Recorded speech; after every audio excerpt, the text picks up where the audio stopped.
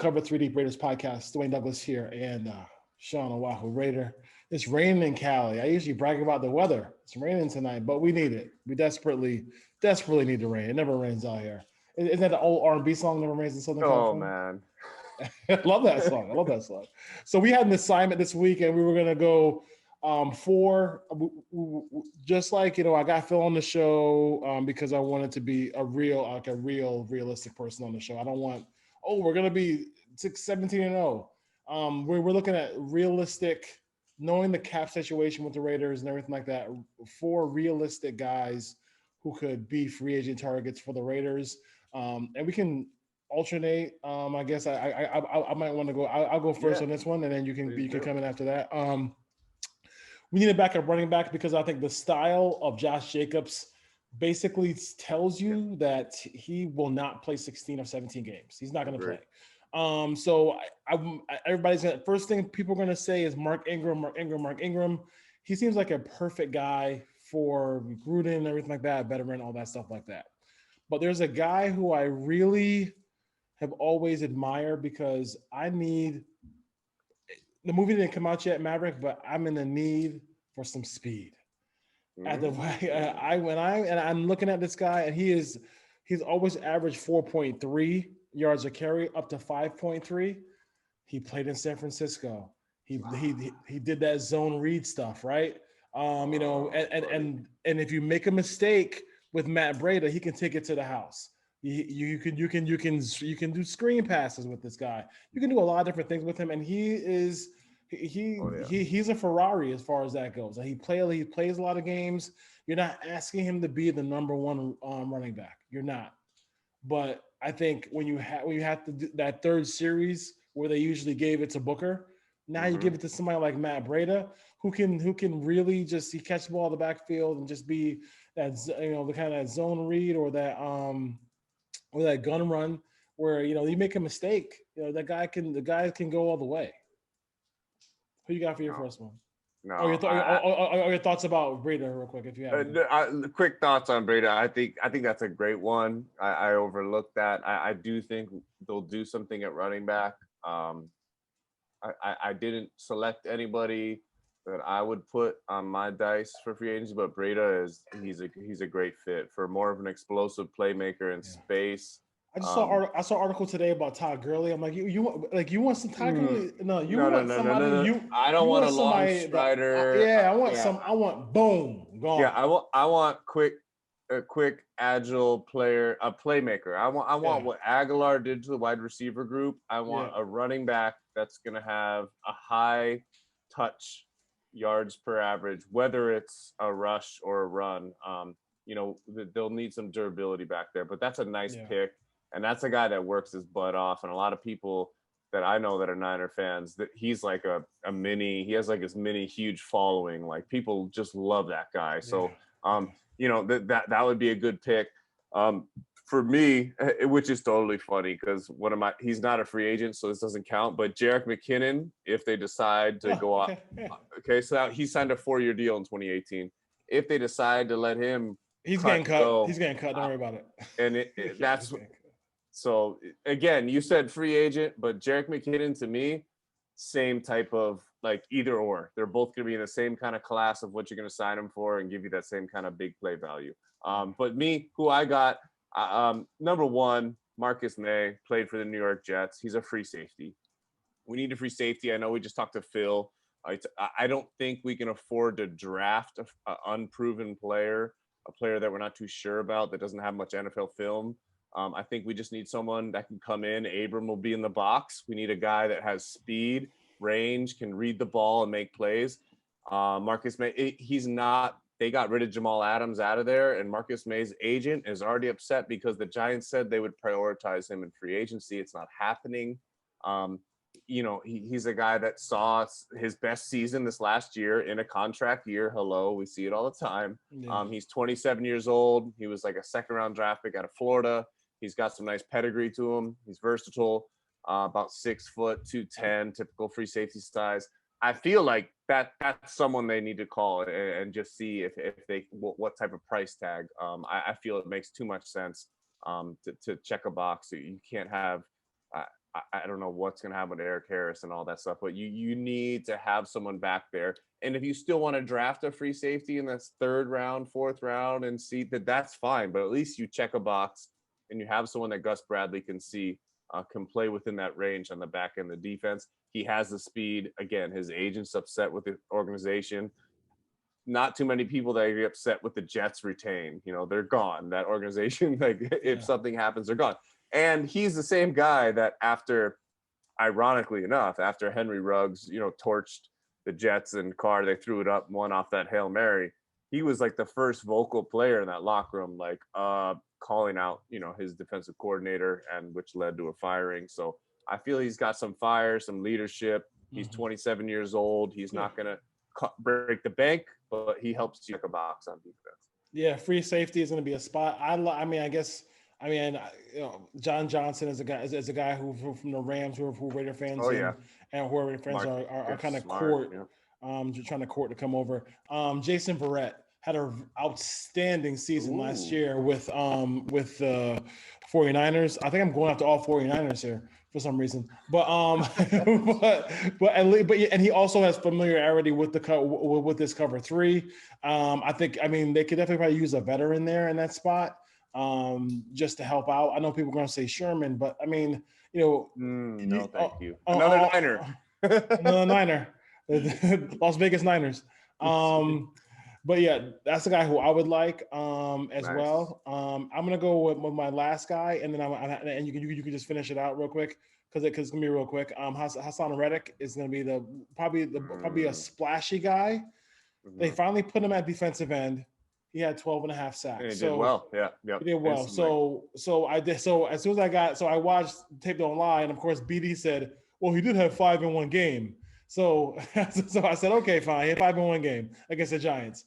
But even if you take away the 5 in one game, the 7.5 still would have led the Raiders, right? Solid. That's what we gave Carl Nassib all that money for nothing more than that. So exactly. And I'm gonna stop looking at the sack totals now. I think what I'm gonna look at now is I'm gonna go right to pressures and hurries. Ooh. So because to me that means you're consistently in the backfield all the time, right? Yep. And he's in the top 15. In that category, he had 34. Was it 30? He's tied with Harold Landry and Trey Hendrickson with 30 with 34. Yeah, and of course TJ Watt leads the league amazingly. And Joey Bosa, who was hurt, was second in pressures, which is kind of hilarious how good those guys are. Again, but that means he's in the backfield. He can play Leo. He fits the body type of a Leo in this offense, so it just makes sense. It makes sense, and I want everything to just make sense. Also, I don't know if Melvin Ingram would be a possibility, but we'll see. We'll see. He's a little older, but if we can get Reddick, I think I'd rather go with a younger guy. And with them having Jones and Watt, maybe they can't afford Reddick. Right. No, I think Reddick is a good one to keep an eye on. You talk about pressures. Crosby's been good at pressures. Yes. We talked about with Phil too. He doesn't always, but if you add interior defensive tackle play and some things around, which I think they'll look to do in the draft rather than free agency, but if you can do that with Crosby's pressure rate being pretty high, you'd hope you'll see an uptick in sacks. I think they're going to move Cleveland. I think Gus is going to say, okay, Cleveland is who he is. He's going to be a sub-package player. Inside. We'll add a Reddick. Well, yeah, he'll be inside on third downs or whatever they feel situationally he can do. His role will change as Gunther. They pretty much drafted Cleveland Farrell for Gunther, and he had to force the hand and say this is going to work. So I think Gus is going to look at things entirely differently and not have to worry about it because he's not attached to these players. He wasn't involved in acquisition. But no, I actually. I love the defensive side of the ball, so I kept looking, and the name was attached to us before the trade deadline. But Malik Hooker, same draft class as Marcus May, first round, 15th overall. Ohio State, which has a nice pedigree defensive secondary. He makes too much sense as well. I'm just worried about him because the talent is there. But as far as you watch it and the consistency isn't there. I'll put it that way. Like Nope. he's not consistent. So Yep. if you want to take, what I would do is like, say you got John Johnson, like, you know, Right. John Johnson or Marcus or May, you could say, hey, you know what? Prove it deal. Like, you know, protects against injury, helps you out.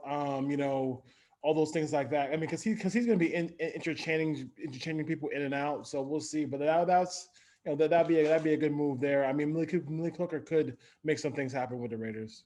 Yeah, no, it's just like I feel like they just kind of start looking at those kind of guys. Like they've turned their back on so many guys that they thought could be problematic, and in the end, you know, some of these guys that people talk bad about, Fitzpatrick. I mean, look at Minka Fitzpatrick. Like nobody, he's a problem. He's a loudmouth, and look at. So sometimes it doesn't work. We went for AB. We went for but just saying, Malik Hooker's the guy that I feel like just playing the free safety and Gus Bradley's cover 3 base. I'm like. He can do it. Hopefully he buys into everything else, but you know, he'll be there. He'll have a young, advantageous secondary around him and a coach that really has done a great job in the past of getting the defensive players to buy in. So that might be someone they look at. And I think that secondary, I think that secondary coach, Ron Hillis, is going to really be in everybody's behind. Like he's right. So we'll see. Yeah, if Hooker they think can absorb to that, then you know maybe he gives it a go. But if he's not that type of alpha mentality, then obviously he's going to tell his agent, "I want nothing to do with that," so he won't be here. But someone to look at, sure. Yeah. You have anybody else? I actually mentioned it earlier as a joke with you and well when we have Phil on, but I was talking about tight end, and I think Kyle Rudolph. I think but look, not announced to. They're gonna sign a tight end. Okay, it may still have Carrier. He's a great deal because he plays special teams and he's a depth player. But can they afford to draft a tight end in the top 4 or 5 picks that's going to have impact? No, because they need the defense to work. Yeah, and they might have to trade down. They may have to take they may have to take some of that capital and move down in the back in the 3rd round to get a defender, because depending on who they get in free agency, we'll see how desperate they are. So I think a guy like Kyle Rudolph, he's 31 years old. He's captain type player, veteran. He's going to come very cheap. Just, you know, he played only in 12 games last year, stuff like that. But they're going to sign a tight end either way. The only hope is that like a Kyle Rudolph is not taken away from a Foster Moreau Waller situation.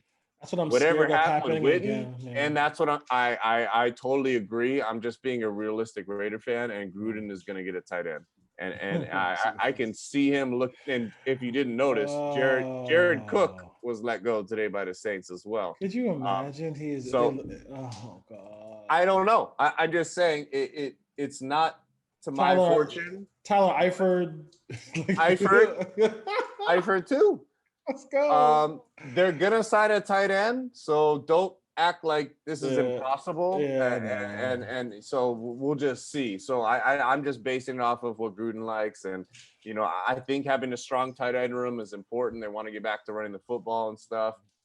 So man, I say that with a little bit of remorse, but I'm just saying it happens. You know who he is going to entertain it because he's just crazy. Like I would say this.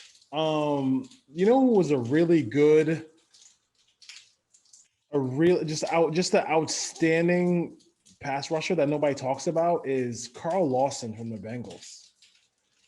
That's a nice name.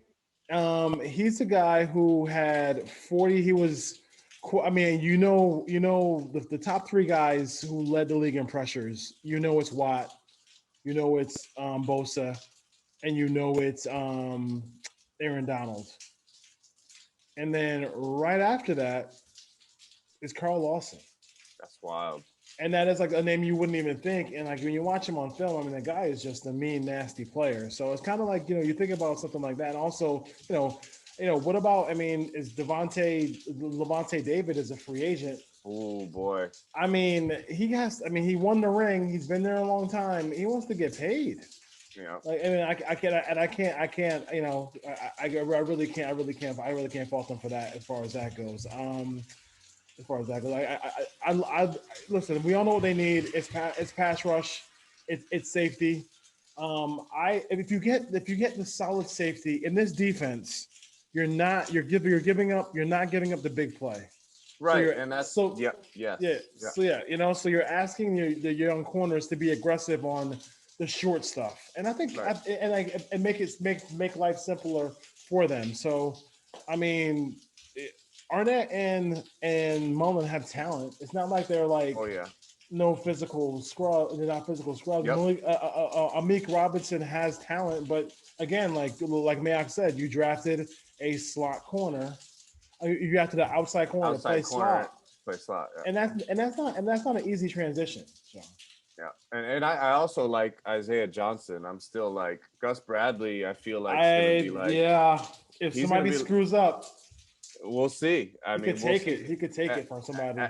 At some time, you know, it's gonna be forget the invest. Like I said, it's good for Gus Bradley because he wasn't involved in the acquisition. Yeah. He's gonna analyze it as, that's great. I know you spent this to get this player, but Isaiah is the player I want to do this. You know, so hopefully some of that changes rather than I felt Gunther and Gruden, they were just so stubborn from trying to make things work that they invested in. Well, I'd rather see a player with Gus come in with zero bias, like, okay, I have my blueprint. This is how I do it. And this is how I put these players in. So that would be important to the team that resonates quickly as they look at the free agency period and what they're going to do. I think one other player, it just went through my head, but one other player they should look at or at least consider it like, I don't like it. I don't like it at all. Oh, God. But they are, again, this is more of a realistic one. And you already said the name. They are, and they already have, they are interested in Sherman. There's a Gus Bradley connection. There's a Gruden connect. There's all the boxes are checked. Yeah. I don't want him to play safety. I don't know. No, let him play corner. If it becomes, let him play corner. We've been through this with Amik Robinson. We've been through it with LaMarcus Joyner. Like LaMarcus Joyner, it was a safety, and he was never allowed to play safety. You know, I wish him all the luck in the world. Insane. Because it was insane. We have to think at some point there's gonna be a player that Gus is gonna bring in that he knows personally has coached. And I think if you look at I wouldn't say it's immaturity, but you know, they're young players like Abram, Arnett, and Mullen. I see Trayvon. I see. Eric Harris was never gonna change their projection at the NFL level. Yeah. What leader? We don't have a vocal leader on the entire defense, really. Like Littleton's just was a guy somewhere else. Kwiatkowski was a guy that worked his butt off to get a role somewhere else. So they, you know, maybe Sherman fits that gap where they're like, if it's team friendly deal, I'm not gonna cry about it. But I don't want him brought in to be the safety. But if he's a member of that secondary, it might be something that's more realistic than we want to admit.